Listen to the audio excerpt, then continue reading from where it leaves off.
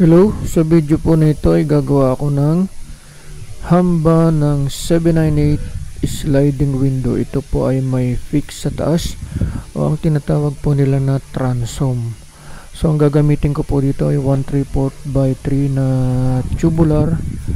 So sana po panoorin nyo para po matutunan nyo kung paano magbuo nito. At ang sukat nga po pala nito ay ito. Yan po, ang pinakakabuuan po niyang height ay 41 inches at ang width naman po niya ay 46 and 3/4. So ang pitch po niya ay 9 inches. At ang natira po ay 32 inches. Yan ang pinaka-sliding po niya. So wag na natin patagalin pa. Let's go! Ito po ang gagamiting materyales. Yan, 1/3 by 3 na tubular. Pinutol ko na po yan.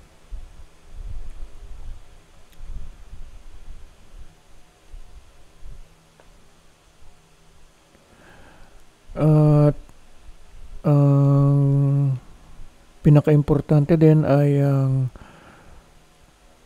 3/4 by 3/4 by 1/8 angular. Yan po ang ginagamit pang bracket. Pwede rin naman po ang 1/2 by 1/2. Pero kung walang available ay pwede rin po itong 3/4 by 3/4 by 1/8 na angular. So kung gusto nyong mas madali, ayan, pwede po kayong magputol ng maliit na hamba na 1/3 by 3 para maging pattern. Yan, ginagamit ko po yan para hindi na po ako magsusukat pag nilalagay ko po yung bracket. So ngayon naman po ay ilalagay ko na ang bracket. Tulad po ng sinabi ko sa inyo, yan, gumawa po ako ng pattern. Yan, ilalagay lang po yan dyan sa pinakadulo. Yan po ang magiging guide nyo kung gagawa rin kayo. So yan, barinahan lang. Yan, barinahan yung bracket.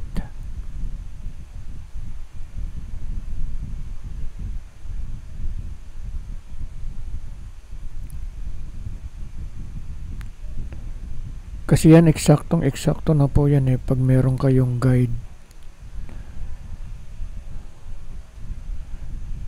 Yan, saglit lang, 'di ba?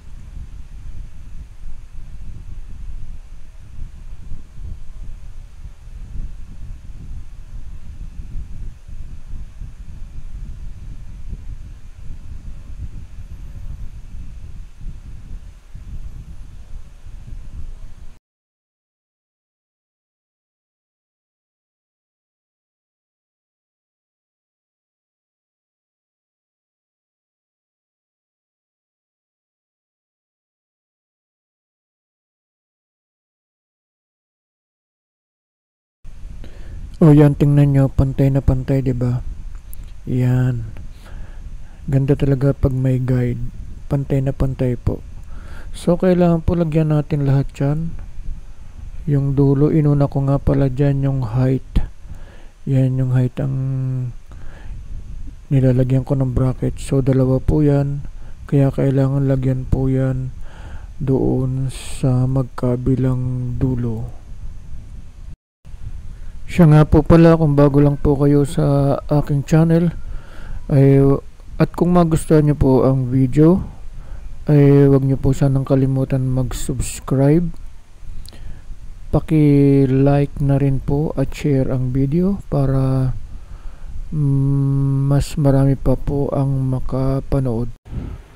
Paki-click nyo na rin po ang notification bell para kung may magabago po akong i-upload ay manonotify po kayo.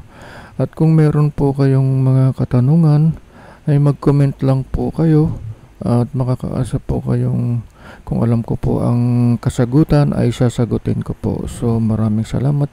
Tuloy-tuloy lang po ang aking video.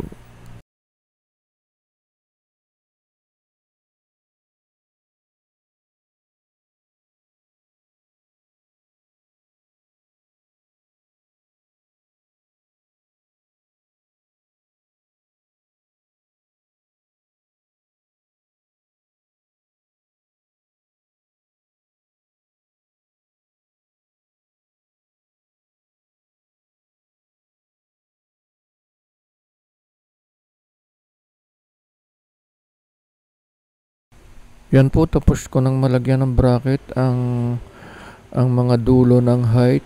Ngayon naman po ay ilalagay ko na po ang width.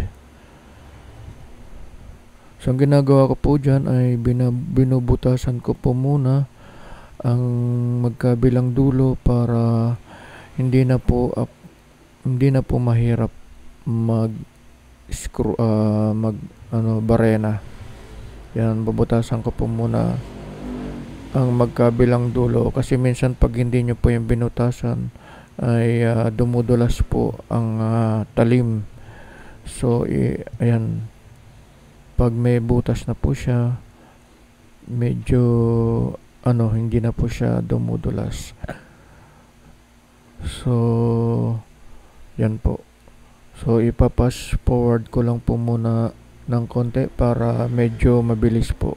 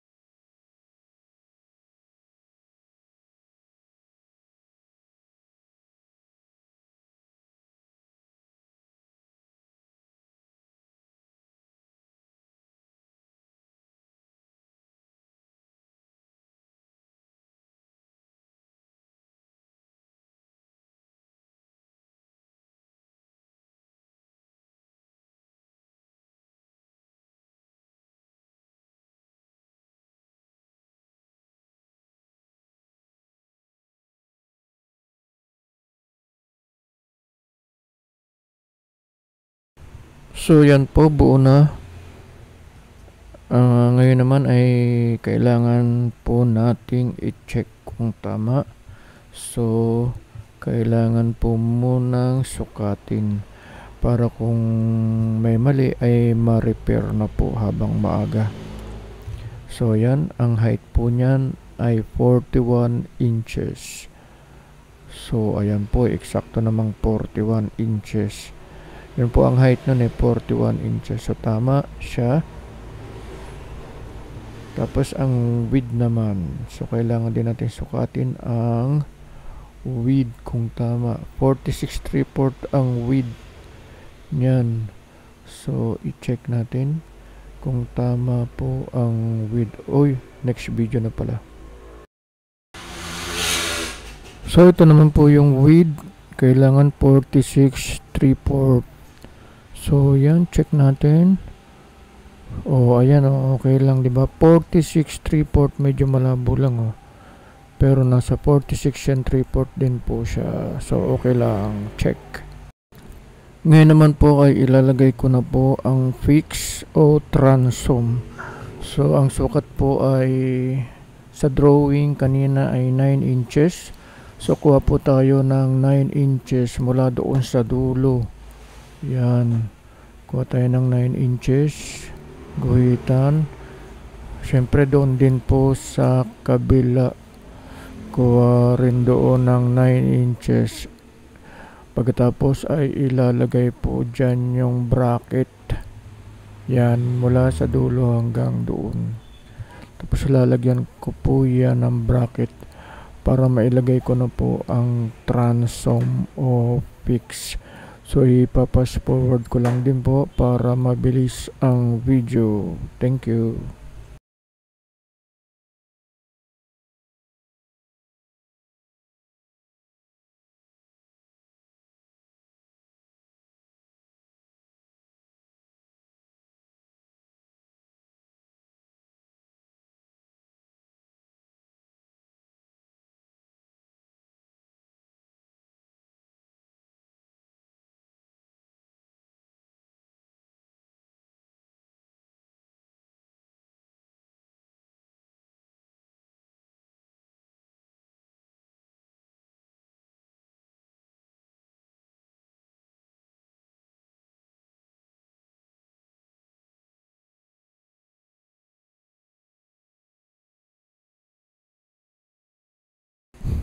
So yan na po, nailagay na po ang bracket sa magkabilang dulo. Yan, may bilog. So next po, dahil nailagay na po yung bracket, ay kailangan po natin ilagay ang transom. So paano po ilalagay ang transom? Ganito lang po yan kadali. Yan yung nakikita nyo. Ang kailangan nyo lang pong gawin ay kalasin yung rivets nung isang side. So pwede na sa kaliwa o kaya yung pwedeng nasa kanan para maipasok nyo po yung transom, yung tubular na yon. So ayan, kakalasin ko lang po yan para po maipasok ang tubular. So ipapas forward ko na lang po ang video at tingnan nyo na lang po kung paano nagawa. So salamat.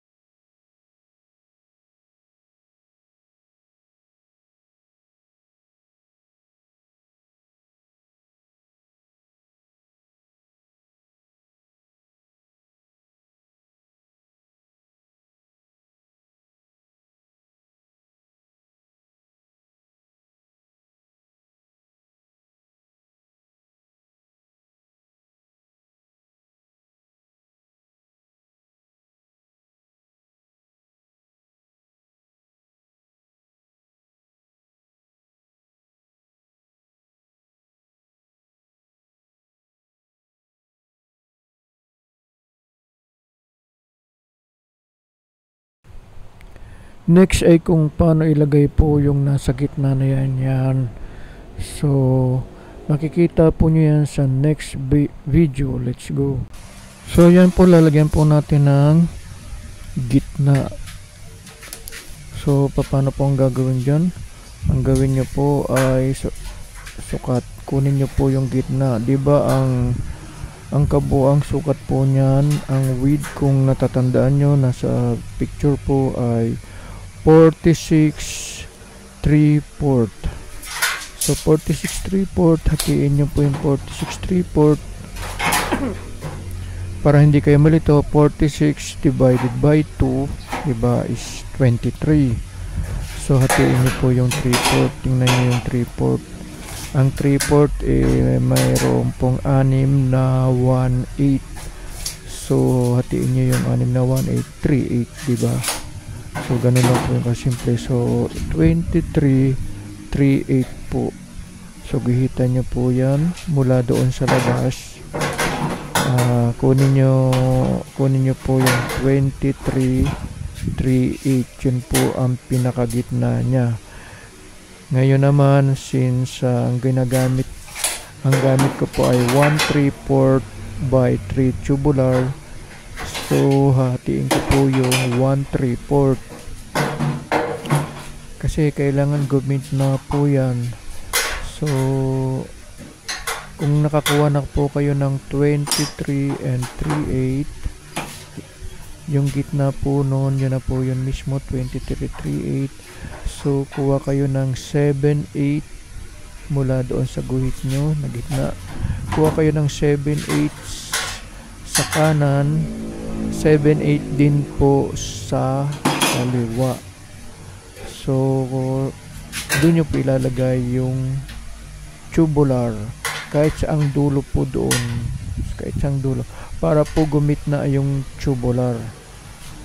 Yun po yan, kasi kailangan na nakagitna po yan eh. So ganun lang po kasimple. Basta kung meron po kayong katanungan at hindi nyo maintindihan, mag-comment lang po kayo at sasagutin ko po ang inyong mga katanungan. So tingnan nyo na lang po, i-forward ko na lang po ang video kasi medyo mahaba po, so panoorin nyo na lang po kung paano ko po yan ginawa.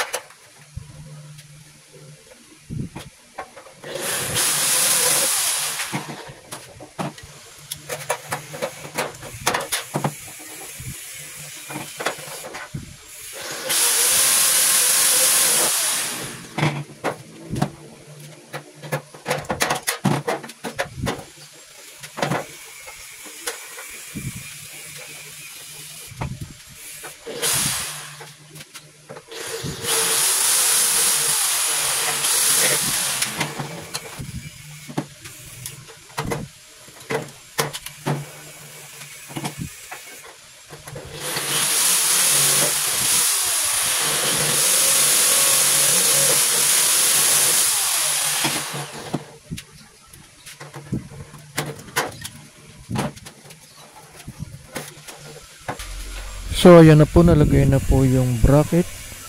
So kailangan po putulan na po yan ng tubular para mailagay na po sa gitna. Yan, sinukatan ko para maputulan ko na po ng tubular at nang matapos na po mailagay na po sa gitna.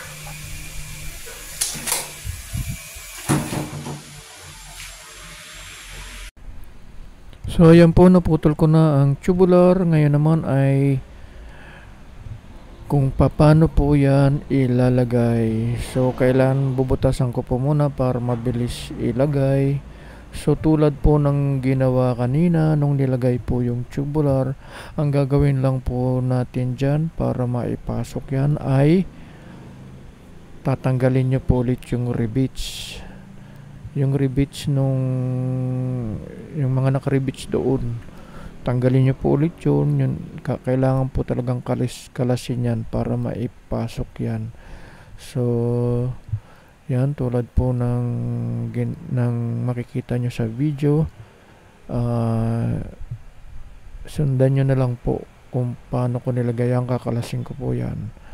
So panoorin nyo na lang po kasi ipapass forward ko na lang po ulit ang video na to. So tulad ng sinabi ko, kung may mga katanungan po kayo, wag po kayong mag-atubiling magtanong, mag-comment lang po at makakaasa po kayong sasagutin ko po ang inyong mga katanungan. Thank you.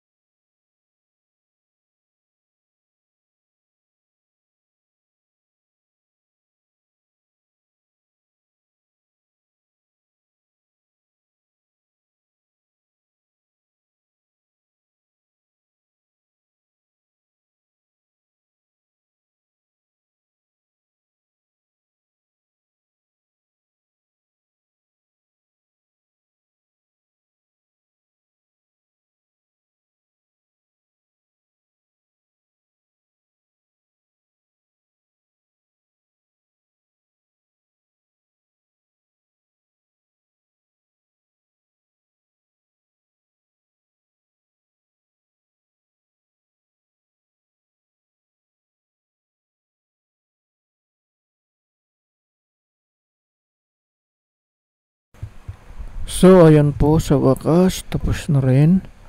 So konting check lang po kung tama ang ginawa at ang mga sukat. So chine-check ko lang po yan.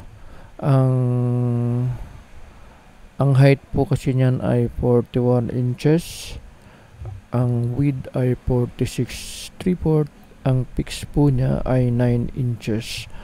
So yan, tapos na po. Next po ay tuturo ko naman po kung paano po ilagay ang snap on base and cover dyan sa taas. Sa taas ng pitch po na yan.